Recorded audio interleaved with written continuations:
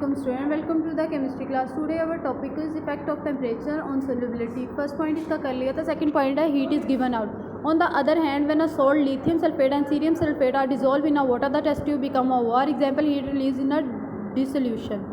अब क्या होता है, जैसे आप इन दोनों सॉल्ट को डिज़ोल्व करते हो किसी भी सॉल्वेंट में, तो हमारी जो टेस्ट ट्यूब है उसका टेम्परेचर इंक्रीज़ हो जाता है, जिसकी वजह से वो हमें गर्म लगती है. इसका मतलब है हीट रिलीज़ हो रही है. In such case the solubility of a salt decrease with increasing the temperature. अब in such case attractive forces among the solute particle are weaker and solute solvent interaction stronger. As a result there energy is release.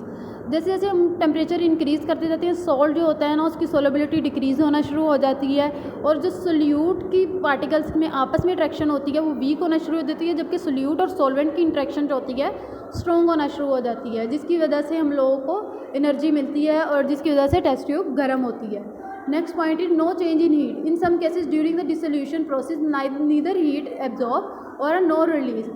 This salt is NaCl added in a water. The solution of a temperature remain almost same. In such cases, temperature has minimum effect on solubility.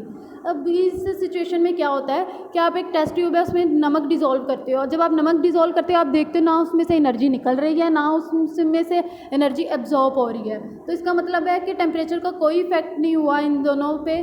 तो इसका मतलब है इनकी heat ना तो change होगी, वो same रहेगी जैसे पहले थी.